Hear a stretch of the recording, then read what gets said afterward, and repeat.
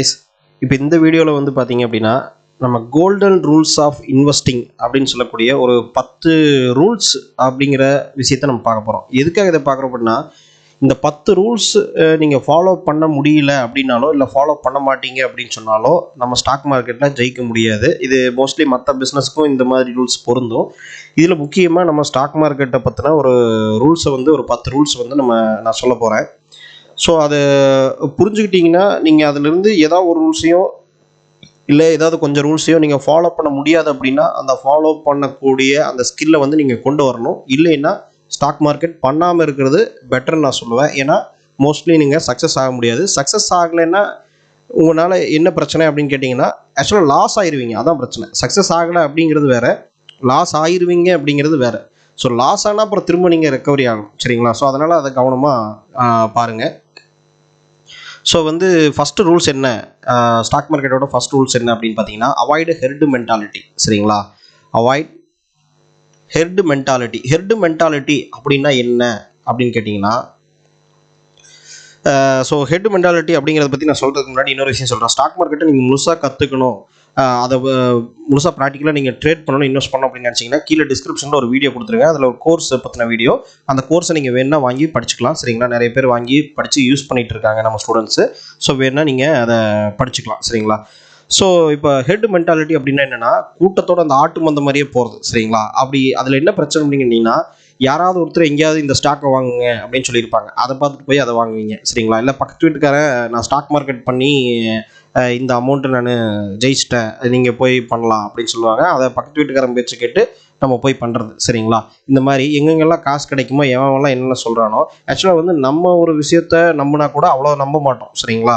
ஆனால் பக்கத்தில் இருக்க ஒருத்தன் அதை பற்றி எதுவுமே தெரியாது, அவன் சொல்லிட்டான்னா உடனே நம்ம நம்பிடுவோம். இதுக்கு பேர் தான் ஹெர்டு மென்டாலிட்டி. எந்த ஒரு ரீசன்னால இந்த மாதிரி பீப்புளோட சைக்காலஜி வேலை செய்யுதுன்னு கேட்டிங்கன்னா, நம்ம வந்து கூட்டத்தோடு போயிடுவோமே.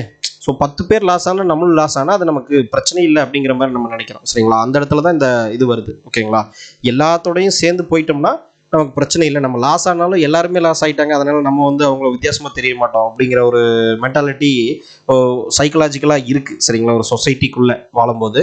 ஸோ அந்த ஹெட் மென்டாலிட்டி நம்ம வந்து மற்றவங்களோட எதிர்த்து போனோம் அப்படின்னு கேட்டிங்கன்னா எல்லாருமே நம்ம கைகட்டி சிரிப்பாங்க. அதனால் வந்து மற்றவங்க கூட சேர்ந்து போயிட்டோம்னா பிரச்சனை இல்லை அப்படிங்கிற மாதிரி இருக்கும். ஸோ இது வந்து ஹெட் மென்டாலிட்டி. இது ஓவராக ஆசைப்படுறதுக்கு உண்டான ஒரு அறிகுறி. இது பேசிக்காக எல்லாத்துக்கும் இருக்கும். அதை வந்து நீங்கள் அவாய்ட் பண்ணிடணும்.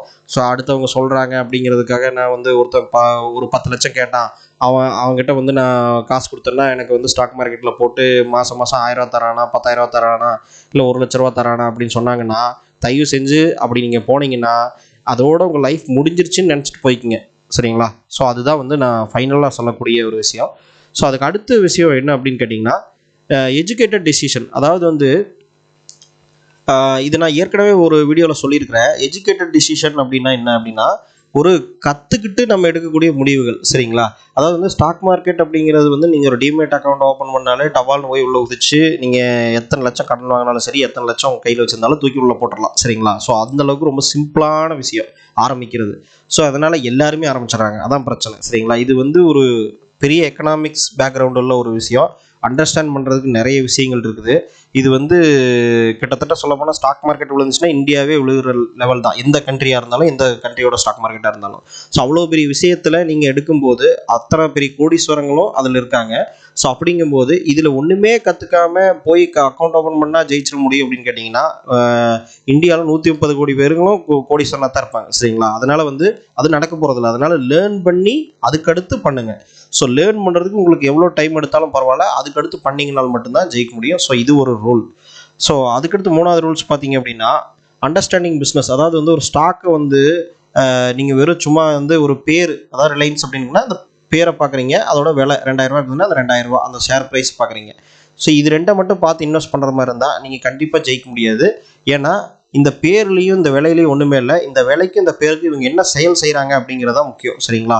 ஸோ அந்த செயல் வந்து பார்த்தீங்க அப்படின்னா, இந்த பிஸ்னஸ் இவங்க என்ன பிஸ்னஸ் பண்ணுறாங்க, என்ன ப்ராடக்ட் பண்ணுறாங்க, என்ன விற்கிறாங்க, அந்த விற்கிற ப்ராடக்ட் யாருக்கு விற்கிறாங்க, அந்த ப்ராடக்டை யார் வாங்குறான், அவன் வாங்குறவன் அது அவனுக்கு யூஸ்ஃபுல்லாக இருக்கா, இவங்க வந்து ரொம்ப நாளைக்கு பிஸ்னஸில் இருப்பாங்களா, இவங்களுக்கு வேல்யூ இருக்கா அப்படிங்கிறத பார்த்துட்டு தான் நம்ம என்ன பண்ண முடியும், நம்ம வந்து ஒரு ஸ்டாக்ல இன்வெஸ்ட் பண்ணணும். ஸோ மோஸ்ட்லி ஒரு கம்பெனி இருக்குது, விலை இருக்குது அப்படிங்கிறதுனால மட்டும் இன்வெஸ்ட் பண்ணிட முடியாது. ஸோ அதனால் வந்து இந்த பிஸ்னஸ் அண்டர்ஸ்டாண்ட் பண்ணி இன்வெஸ்ட் பண்ணணும். எந்த நீங்கள் ஸ்டாக்கை பண்ணாலுமே அந்த ஸ்டாக்கோட பிஸ்னஸை அண்டர்ஸ்டாண்ட் பண்ணி இன்வெஸ்ட் பண்ணணும். இது வந்து ட்ரேடிங் பண்ணுற மாதிரி இருந்தால் கூட ஓரளவுக்காவது அந்த கம்பெனி என்ன கம்பெனி, அது எதனால் அது நல்லா போயிட்டுருக்கு அப்படிங்கிறத ஓரளவுக்காவது நீங்கள் வந்து அந்த பிஸ்னஸை அண்டர்ஸ்டாண்ட் பண்ணணும். சரிங்களா? இன்வெஸ்டிங்னா டீப்பாக அண்டர்ஸ்டாண்ட் பண்ணணும். ஸோ அதுக்கு அடுத்த விஷயம் என்னன்னு கேட்டிங்கன்னா, don't try to time the market. அதாவது டைம் த மார்க்கெட் அப்படின்னு சொல்லுவாங்க. சரிங்களா? அதாவது நிறைய பேர் என்ன பண்ணுவாங்க அப்படின்னா, காசு வச்சுருப்பாங்க, இல்லை வந்து ஸ்டாக் மார்க்கெட்டில் இருப்பாங்க, இல்லை பண்ணணும்னு நினைப்பாங்க. இவங்கெல்லாம் என்ன பண்ணுவாங்கன்னா, மார்க்கெட்டில் வந்து ஒரு டைமிங் பண்ண நினைப்பாங்க. அதாவது வந்து நான் இன்னும் கொஞ்சம் கீழே வரட்டும், இது அடுத்த மாதம் கீழே வந்துடும் அப்புறம் வாங்கிக்கலாம், இல்லை அடுத்த மாதத்துக்கு மேலே போயிடும் அப்போ வாங்கிக்கலாம் அப்படிங்கிற மாதிரி டைமிங் பண்ண நினைப்பாங்க. ஸோ இந்த மார்க்கெட் வந்து நீங்கள் நினைக்கிற விஷயம் எப்போ வேணாலும் வரும். ஸோ அதனால் மார்க்கெட்டில் வந்து கன்சிஸ்டன்ட் பர்ஃபார்மன்ஸ் தான் முக்கியமே தவிர, இந்த டைமுங்கிறது வந்து நீங்கள் சம்டைம்ஸ் நினச்சிட்டு இருக்கலாம். இதுக்கு நான் ஒரு எக்ஸாம்பிளே சொல்கிறேன்.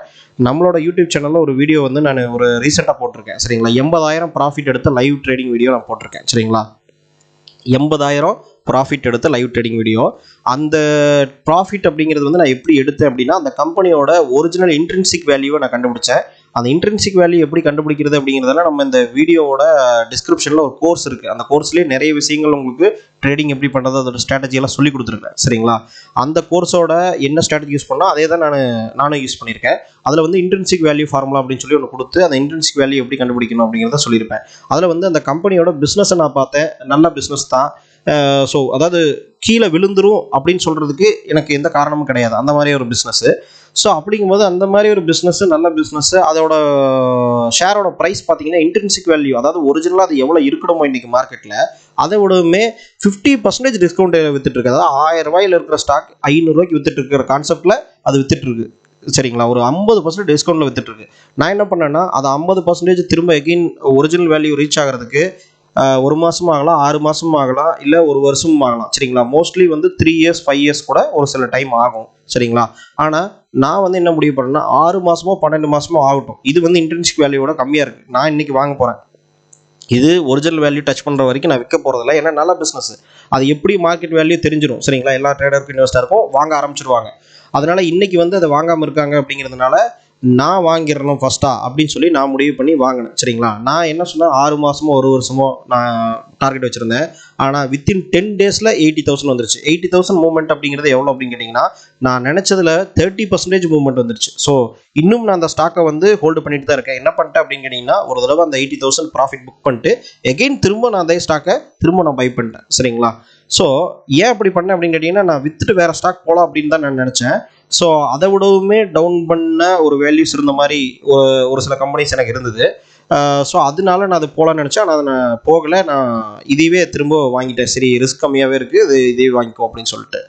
ஸோ அது 10 நாள்லேயே வந்துருச்சு. இப்போ தான் நிறைய பேர் வந்து என்னென்னா டைமிங் பண்ண நினைப்பாங்க. ஸோ இது 6 மாதத்துலேயும் வரலாம், 1 வருஷத்துலேயும் வரலாம், நான் சொன்ன மாதிரி 10 நாள்லேயும் வரலாம்.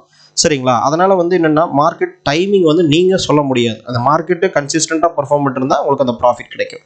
ஸோ அடுத்த பாயிண்ட் வந்து பார்த்தீங்கன்னா, டிசிப்ளின் இன்வெஸ்ட்மெண்ட் அப்ரோச். அதாவது இதுதான் சொன்னேன், கன்சிஸ்டன்சி அப்படின்னு ஒரு விஷயம் இருக்குது. சரிங்களா? நீங்கள் ஒரு ஸ்டாக்கை அனலைஸ் பண்ணும்போது ஒரு செட் ஆஃப் ரூல்ஸ் நீங்கள் ஃபாலோ பண்ணணும். அதை இன்வெஸ்ட் பண்ணும்போது ஒரு கன்சிஸ்டண்ட்டாக மாதம் ஒரு 5,000மோ இல்லை டெய்லி ஒரு 100 ரூபாயோ இப்படி வந்து நீங்கள் எப்படி வந்து உங்களோட டிசிப்ளின் அப்ரோச் இருக்குதோ அதை பொறுத்து தான் நீங்கள் சக்ஸஸ் ஆகிறதும் ஃபெயிலியர் ஆகிறது இருக்குது. அதனால் வந்து அதை கவனமாக பார்த்துக்குங்க. சரிங்களா? ஸோ அடுத்த விஷயம் வந்து எமோஷனல் கண்ட்ரோல் அண்ட் ஸ்டெபிலிட்டி அப்படின்னு சொல்கிறேன். இது என்ன அப்படின்னு கேட்டிங்கன்னா, நான் ஈவன் அந்த ஸ்டாக்கில் இன்வெஸ்ட் பண்ணும்போது கூட எனக்கு வந்து அது அந்த 10 நாளைக்குள்ளே ஃப்ளக்சுவேஷன் இருந்தது. சரிங்களா? மேலே கீழேயும் போச்சு, ஒரு 6,000 7,000 மைனஸில் போச்சு. ஸோ எனக்கு வந்து என்ன தெரியும்னா, அந்த 6,000 7,000 மைனஸ் அப்படிங்கிறது வந்து அந்த நார்மல் வாலட்டிலிட்டி தான். அந்த ஸ்டாக் வந்து எப்போவுமே ஸ்டாக் மார்க்கெட்டில் எல்லா ஸ்டாக்கும் அந்த மாதிரி மூவ் ஆகும். சரிங்களா? ஸோ அது வந்து நம்மளோட யூடியூப் சேனலோட எல்லா வீடியோஸும் பார்த்தீங்க அப்படின்னா உங்களுக்கு நான் சொல்கிற விஷயங்கள் அண்டர்ஸ்டாண்ட் ஆகும். ஸோ இல்லை என்னோடய கோர்ஸ் பார்த்தீங்கன்னாலும் அண்டர்ஸ்டாண்ட் ஆகும். டிஸ்கிரிப்ஷனில் கொடுத்துருக்கு, நீங்கள் பாருங்கள். ஸோ இப்போ எமோஷனல் கண்ட்ரோல் அப்படின்னா, நீங்கள் அந்த ஒரு டைமுக்கு அதுக்கு பயந்துட்டு நீங்கள் செல் பண்ணிட்டீங்கனாலோ, இல்லை வந்து உடனே ப்ராஃபிட் வந்துருச்சு அப்படின்னு நீங்கள் செல் பண்ணிட்டீங்கனாலோ உங்களுக்கு வந்து அந்த எமோஷனல் கண்ட்ரோல் இல்லை அப்படின்னு அர்த்தம். ஏன்னு கேட்டிங்கன்னா, இந்த எமோஷனல் கண்ட்ரோல் வரணும்னா ப்ராப்பராக அந்த எஜுகேஷனில் நீங்கள் லேர்ன் பண்ணிட்டு தான் அந்த ஸ்டாக்கை நீங்கள் வாங்கியிருந்தீங்கன்னா, ஏன் வாங்கணும், எதுக்காக வாங்கணும் அப்படிங்கிறது நமக்கு தெரியும். எத்தனை நாள் நம்ம ஹோல்டு பண்ண போகிறோங்கிறதும் நம்ம தெரியும். அப்போ அந்த நடுவில் வர ஃப்ளக்சுவேஷனை பற்றி கவலைப்பட மாட்டீங்க. ஸோ இம்பல்சிவாக போய் பை பண்ணாலும் இம்பல்சிவாக நீங்கள் ட்ரேட் பண்ணால் மட்டும்தான் இந்த எமோஷனல் கண்ட்ரோல் மிஸ் ஆகும் சரிங்களா. ஸோ அதனால் எமோஷனல் கண்ட்ரோல் அண்ட் ஸ்டெபிலிட்டி நீங்கள் வளர்த்துக்கணும். ஸோ அது ரொம்ப இம்பார்ட்டண்டான ஒரு விஷயம். சரி, அடுத்தது ஸோ இந்த விஷயம் பார்த்தீங்க அப்படின்னா ரிஸ்க் மேனேஜ்மெண்ட் சரிங்களா. இது வந்து ஒரு மந்திரம் மாதிரி சரிங்களா. ரிஸ்க் மேனேஜ்மெண்ட் அப்படிங்கிற விஷயத்தில் தெளிவாக கிளியராக இல்லை அப்படின்னா நீங்கள் ஸ்டாக் மார்க்கெட்டில் ஜெயிக்கவே முடியாது. ஸோ ரிஸ்க் மேனேஜ்மெண்ட் அப்படிங்கிறது தான் நம்பர் 1 ரூல்னு கூட நீங்கள் சொல்லலாம் சரிங்களா. ஏன்னா ஸ்டாக் மார்க்கெட்டை பொறுத்த வரைக்கும் ஒரு ஸ்டாக்கை நீங்கள் பை பண்ணிட்டீங்க அப்படின்னா ஏன் பை பண்ணலாம், எதுக்கு பை பண்ணலாம் அப்படிங்கிறதெல்லாம் நீங்கள் அனலைஸ் பண்ணி ஆராய்ச்சி பண்ணி நீங்கள் பை பண்ணலாம். ஆனால் பை பண்ணதுக்கப்புறம் உங்களுக்கு கிடைக்கிற ஒரே ஆப்ஷன் செல் பண்ணலாம் சரிங்களா. வேறு எதுவுமே நடுவில் அது கீழே போனாலும் நீங்கள் செல் பண்ணி லாஸில் வெளியே வரலாமே தவிர மற்றபடி நீங்கள் வந்து தலகலாக பல்ட்டி அடித்தாலும் சரி, கத்துனாலும் கதறினாலும் சரி, அதனால எந்த பிரயோஜனமும் கிடையாது சரிங்களா. அதனால் நீங்கள் ஒரு ஸ்டாக்கை பை பண்ணுறதுக்கு முன்னாடியே வந்து நீங்கள் என்ன பண்ணணும் அப்படின்னா ப்ராப்பரான ரிஸ்க் மேனேஜ்மெண்ட் நீங்கள் பண்ணிக்கணும். ஸோ அதை பற்றின விஷயங்கள் எல்லாமே வந்து நான் நம்ம கோர்ஸ்லேயும் சொல்லியிருக்கேன், மற்ற நம்ம யூடியூப் சேனலோட வீடியோஸ்லேயும் சொல்லியிருக்கேன். எல்லா வீடியோஸ் பார்த்தீங்கன்னா உங்களுக்கு ஓரளவுக்கு அது புரியும். ரிஸ்க் மேனேஜ்மெண்ட் ஸ்ட்ராட்டஜினா என்ன, அதில் என்னென்னலாம் இருக்குது அப்படிங்கிறது. ஸோ அதுக்கடுத்து வந்து பார்த்தீங்க அப்படின்னா ரியலிஸ்டிக் எக்ஸ்பெக்டேஷன். அதாவது வந்து ஒரு சில பேர் கேட்பாங்க, சார் நான் வந்து 10,000 ரூபா வச்சுருக்கேன், டெய்லி நான் 1000 ரூபா எடுக்க முடியுமா அப்படின்னு கேட்பாங்க சரிங்களா. டெய்லி 1000 ரூபா எடுத்திங்கன்னா எவ்வளோ தெரியுமா, 10% ரிட்டர்ன் சரிங்களா. 10,000 ரூபாய் இல்லை 1000 ரூபா டெய்லி எடுத்திங்கன்னா 10% ரிட்டர்னு. 10 நாள்லேயே வந்து உங்களுக்கு 100% ரிட்டர்ன் வந்துடும். 30 நாளில் உங்களுக்கு 300% ரிட்டர்ன் வந்துடும் சரிங்களா. 300% ரிட்டர்னுங்கிறது வந்து சத்தியமாக எங்கேயுமே கிடைக்க முடியாது. மேபி நீங்கள் பிஸ்னஸ் பண்ணீங்க, அந்த ஐடியா யூனிக்காக இருந்துச்சுன்னா அப்படி கிடைக்கிறதுக்கு வாய்ப்பு இருக்குது. ஸ்டாக் மார்க்கெட்டில் அப்படி கிடைக்கவே கிடைக்காது. ஏன்னா அப்படி கிடச்சிது அப்படின்னு கேட்டிங்கன்னா எல்லாருமே வந்து ஸ்டாக் மார்க்கெட்டில் மட்டும்தான் இருப்பாங்க. அதனால் வந்து என்னென்னா ரியலிஸ்டிக் எக்ஸ்பெக்டேஷன் அப்படின்னா என்னென்னு கேட்டிங்கன்னா, நீங்கள் ஒரு சாதாரண ட்ரேடராக இருக்கீங்க, ரொம்ப ரிஸ்க் ப்ரொஃபைல் வந்து உங்களுக்கு ரொம்ப வந்து கம்மியாக இருக்குது அப்படின்னா நீங்கள் என்ன பண்ணலாம் அப்படின்னு கேட்டிங்கன்னா 5%லிருந்து அதிகபட்சம் 10% வரைக்கும் எக்ஸ்பெக்ட் பண்ணலாம் மாதம் சரிங்களா. சம்டைம்ஸ் 2% வரைக்கும் தான் உங்களுக்கு கிடைக்கிறதுக்கும் வாய்ப்பு இருக்குது. ஏன்னா அந்தளவுக்கு தான் வந்து மார்க்கெட்டில் உங்களுக்கு வந்து ஒரு நார்மல் ட்ரேடருக்கு வந்து கிடைக்கும் சரிங்களா. கொஞ்சம் எக்ஸ்பீரியன்ஸ் அதிகமாக இருக்குது, நிறைய ஸ்ட்ராட்டஜிஸ் யூஸ் பண்ணுறாங்க அப்படின்னா அவங்களுக்கு வந்து பார்த்தீங்கன்னா உங்களுக்கு 10%க்கு மேலே கிடைக்கும். ஸோ எனக்கு நான் எவ்வளோ எடுத்திருக்கேன் அப்படின்னா 30 to 40% வரைக்கும் எடுத்திருக்கேன். சம்டைம்ஸ் 100% வந்திருக்கு. ஆனால் அது வந்து நான் 100% கிடைக்கணும்னு சொல்லி போடுறது கிடையாது. நான் 30 to 40% கெயின் பண்ணி போடும்போது அதை மார்க்கெட் டைமிங் பண்ண முடியாதுங்கிறதுனால அந்த வேல்யூஷன் அது ஒரு 10 நாள்லேயே ஃபுல்லாக வந்துடுது சரிங்களா. அதனால அது அந்த ஸ்ட்ராட்டஜியில் வந்து அவ்வளோ கிடைக்கும் அப்படின்னு நான் சொல்ல முடியாது. அதில் கண்டிப்பாக கிடைக்கும். ஆனால் அந்த பர்சன்டேஜ் ரிட்டர்ன் வந்து நம்ம 60% 70% அப்படின்னு சொல்லி எதிர்பார்த்து போட முடியாது. ஆனால் கண்டிப்பாக வந்து பர்சன்டேஜ் கிடைக்கும் சரிங்களா. ஸோ அதோட எக்ஸ்பெக்டேஷன் வந்து வேரியேஷன் வந்து 5 to 10% அப்படின்னு நான் சொல்கிறேன் சரிங்களா. நீங்கள் கரெக்டாக பண்ணுற மாதிரி இருந்தால் அது வந்து அதுக்கு மேலேயும் கிடைக்கும். ஆனால் அந்த மேலே கிடைக்கிறது வந்து நீங்கள் பண்ணதுனால அது கிடைக்கல சரிங்களா. அந்த டார்கெட் வச்சு நீங்கள் பண்ணல, அது கிடைச்சதுனால நீங்கள் அதை எடுத்துக்கிறீங்க சரிங்களா. ஸோ இந்த விஷயத்தில் கிளியராக இருங்க. ஸோ ரியலிஸ்டிக் எக்ஸ்பெக்டேஷன் அப்படிங்கிறது வந்து இருக்கணும் சரிங்களா. ஒரே நாளில் கோடீஸ்வரன் ஆயிடலாம், ஒரே வருஷத்தில் கோடீஸ்வரன் ஆயிடலாம் அப்படிங்கிற மாதிரியான எக்ஸ்பெக்டேஷன் இருக்கிற ஆட்கள் வந்து ஸ்டாக் மார்க்கெட் பக்கம் வந்துடாதீங்க. ஏன்னா உங்களுக்கு வேறு எந்த விஷயமே இந்த அளவுக்கு டேஞ்சர் கிடையாது. ஏன்னா அந்த மாதிரி ஆசைப்படுற ஆட்கள் வந்து ஸ்டாக் மார்க்கெட்டுக்கு வந்தாங்கன்னா 100 கோடி சொத்து வச்சுருந்தாலும் அவங்க வந்து ஒரே நாளில் லாஸ் பண்ணிவிட்டு ஒன்றுமே இல்லாமல் உட்காரதுக்கு 100% நான் கேரண்டி தரேன் சரிங்களா. அந்த மாதிரி ரியலிஸ்டிக்கான எக்ஸ்பெக்டேஷன் இல்லாமல் வந்தாங்கன்னா கேரண்டீடு ஃபெயிலியர் ஓகேங்களா. ஸோ அது வந்து கரெக்டாக பார்த்துங்க, ரியலிஸ்டிக் எக்ஸ்பெக்டேஷன் வந்து கரெக்டாக வச்சுக்கோங்க. ஸோ அதுக்கடுத்து வந்து பார்த்திங்கன்னா டோன்ட் யூஸ் லெவரேஜ். அதாவது வந்து டெப்ட்டு, லெவரேஜ் அண்ட் டெப்ட்டு சரிங்களா. லெவரேஜ் அண்டு டெப்ட் அப்படின்னு சொல்லுவோம்.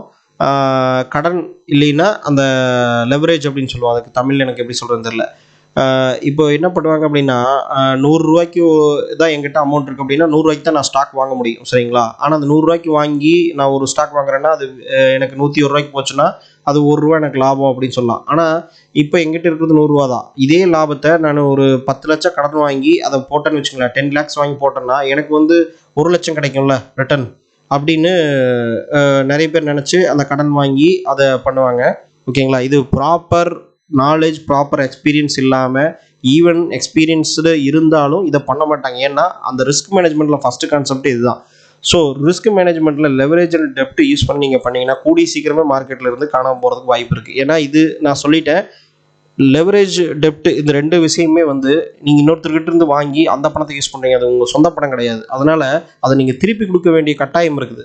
அப்படிங்கும்போது நீங்கள் மார்க்கெட்டு டைமிங் பண்ண முடியாது அப்படின்னு ஒரு கான்செப்ட் சொல்லியிருக்கேன். அப்படிங்கும்போது என்ன ஆகும், நீங்கள் வந்து இன்றைக்கி வாங்கி அதை போட்டிருப்பீங்க. ஈவன் நீங்கள் 10 லட்சம் கடன் வாங்கி நீங்கள் போட்டு அது 100 கோடியாக கூட ஆகட்டுமே, ஆனால் அந்த 100 கோடி ஆகிறதுக்கு 1 வருஷம் ஆகுதுன்னு வச்சுக்கோங்களேன்.